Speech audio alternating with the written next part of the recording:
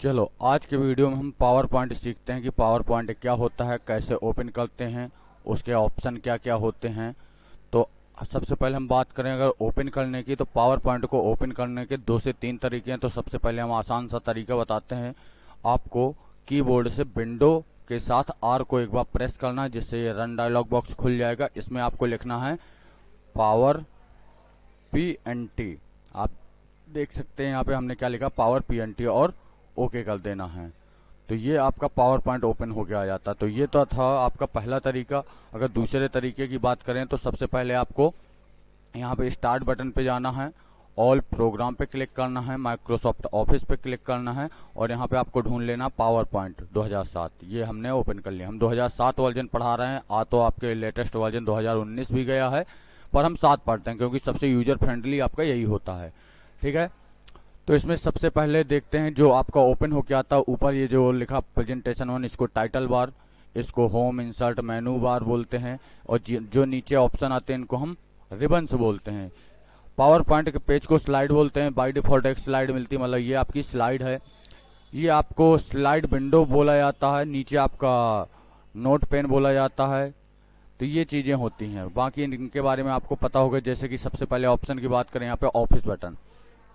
Office button आपका पूरा same MS word Excel में जो होता है, न्यू मतलब नया MS पावर पॉइंट ओपन करने के लिए, ओपन पहले से जो सेव फाइल होती हैं उनको ओपन करने के लिए, सेव अपने पावर पॉइंट पेज को सेव करने के लिए Ctrl+S, सेव एज।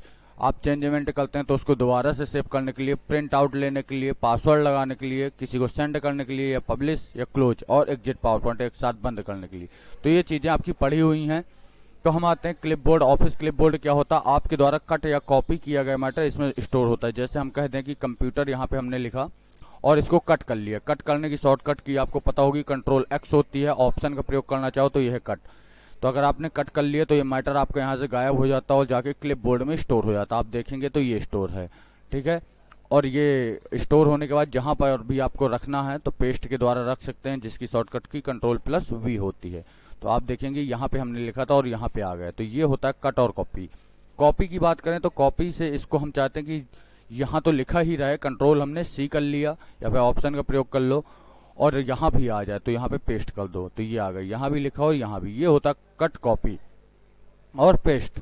अगर फॉर्मेट पेंटर की बात करें तो फॉर्मेट पेंटर क्या होता है, आपके द्वारा किसी भी नॉर्मल टेक्स्ट में की गई फॉर्मेटिंग, जैसे हम इसको बोल्ड कर दें, इटैलिक कर दें, अंडरलाइन कर दें, इसकी फॉर्मेटिंग को कॉपी कर लेते हैं। कॉपी हो गई, जिससे आपका ब्रश के आकार में आने लगता है। इसमें आप क्लिक करेंगे तो आपका फॉर्मेटिंग जैसी ऊपर थी वैसी नीचे आ जाती है। ये होता है आपका फॉर्मेट पेंटर, ठीक है। इसके बाद हम अगला टॉपिक देखते हैं इसी में। तो जो आपके इसमें नया टॉपिक है, बाकी तो पुराने टॉपिक थे, हमने रिवाइज करा दिया आपका स्लाइड्स। स्लाइड्स के अंतर्गत हमें 4 ऑप्शन मिलते हैं, न्यू स्लाइड, लेआउट, रीसेट और डिलीट। इनका क्या काम होता है, जैसे हमने एक नई स्लाइड लानी, हमारे पास एक स्लाइड है, आप देख सकते हैं, हमें एक और स्लाइड चाहिए, साइड विंडो में आपकी दिख भी जाती हैं। तो आप न्यू स्लाइड पे क्लिक करते हैं तो एक और स्लाइड आ जाती है, आ गई।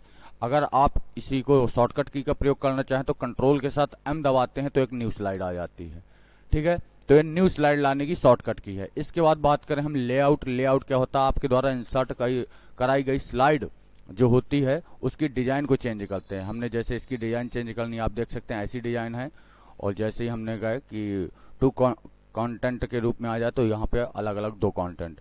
इसमें क्या कैसे यूज करते हैं आपको आगे के पार्ट में पता चल जाएगा, पर अभी यहाँ पे जो ऑप्शन है उन पे ध्यान दीजिए, ठीक है। इसके बाद आते हैं रीसेट। रीसेट क्या होता है, जैसे हम इस पे कोई टॉपिक लिख देते हैं, हमने लिख दिया कंप्यूटर और हमने इसको कर दिया बोल्ड। बोल्ड की शॉर्टकट की Ctrl+B, इटैलिक की Ctrl+I और अंडरलाइन की Ctrl+U। और जैसे हम रीसेट करते हैं तो इसमें लगाई गई जितनी भी फॉर्मेटिंग होती हैं वो सब आपकी डिलीट हो जाती है, मतलब नॉर्मल हो जाता है टेक्स्ट। आप देख सकते हैं नॉर्मल हो गया। ये होता है आपका क्या, रीसेट, ठीक है। हम और इसके बाद अगर डिलीट की बात करें तो जैसे हमारे पास कोई स्लाइड ज्यादा है या हमें नहीं रखना है तो यहां से डिलीट कर सकते हो, डिलीट, ठीक है। और आप डिलीट ऑप्शन से भी कर सकते हो, जो बटन होते हैं कीबोर्ड में उससे भी कर सकते हैं। Ctrl+M से न्यू स्लाइड आती है। इसके बाद बात करें नेक्स्ट टॉपिक आपका जो आता है ये बोल्ड, इटैलिक, अंडरलाइन आपके बता चुके हम क्या होता है। ये आपका जो ऊपर होता है इसको फॉन्ट फेस बोला जाता है, जिससे आपके कैरेक्टर की स्टाइल चेंज होती है। आप देख सकते हैं कैरेक्टर की स्टाइल चेंज हो रही है इससे, ठीक है। इसके बाद आते हैं ये जो आपका फॉन्ट साइज होता है, कैरेक्टर का साइज बड़ा छोटा करने के लिए आपका इस ऑप्शन का प्रयोग किया जाता है, ठीक। इसके बाद आते हैं हम यहाँ पे स्ट्राइक थ्रो। इससे क्या होता है, आपके मैटर को हम बीच में से एक लाइन ड्रॉ कर सकते हैं, कट कर सकते हैं। ये भी पुराना टॉपिक है, फिर भी हम आपको यहाँ पे रिवाइज करा दे रहे हैं। पर ये इसमें एक नया टॉपिक जो है टेक्स्ट शैडो। इससे क्या होता है, आप गौर से देखना, हमने जैसे सेलेक्ट किया तो इसके पीछे एक परछाई आ जाएगी छोटी सी। हमने किया टेक्स्ट शैडो पे क्लिक, ये देखो आप देख सकते हैं पीछे एक परछाई सी आ गई। आपको नॉर्मल करके दिखाते हैं, ये है। और जैसे टेक्स्ट शैडो पे क्लिक किया, पहले आपको सिलेक्ट करना होगा मैटर को। हम पहले सिलेक्ट कर लेते हैं और टेक्स्ट शैडो पे क्लिक करते हैं तो पीछे परछाई सी आ गई ना। इसके बाद नेक्स्ट टॉपिक अब आता है कैरेक्टर स्पेसिंग। इसमें क्या होता है, आपके कैरेक्टर के बीच में स्पेस को बढ़ता है। जैसे हम अभी नॉर्मल पे है, हम निकल देते हैं लूज। लूज से क्या होता है, थोड़ा दूर दूर कैरेक्टर हो जाते हैं। वेरी लूज और दूर हो जाते हैं, नॉर्मल कर देते हैं। फिर इसके बाद टाइट मतलब पास में हो जाते हैं, वेरी टाइट और पास हो जाते हैं। तो ये होता है आपका क्या, कैरेक्टर स्पेसिंग। हम नॉर्मल कर देते हैं। और यहाँ पे आपको चेंज केस, आपके एमएस वर्ड का टॉपिक है सेंटेंस केस, मतलब कि पहला कैरेक्टर कैपिटल जैसे सेंटेंस लिखा जाता है। लोअर केस सभी character small letter, upper case सभी कैरेक्टर कैपिटल लेटर, और कैपिटलाइज ईच वर्ड। इसमें क्या होता है, आपके द्वारा जैसे हमने यहाँ पे लिख देते हैं तो आपके द्वारा दिए गए वर्ड में प्रत्येक कैरेक्टर, प्रत्येक वर्ड का पहला कैरेक्टर कैपिटल लेटर कर देगा। ये देखो, इसको पहले हम नॉर्मल कर दें सेंटेंस केस में, ये आ गया, ठीक है। अगला देखें टॉगल केस, इसमें प्रत्येक वर्ड का पहला कैरेक्टर स्मॉल बाकी कैपिटल। ये था आपका फॉन्ट। इससे क्या होता है, इसमें एक और ऑप्शन पाया जाता है।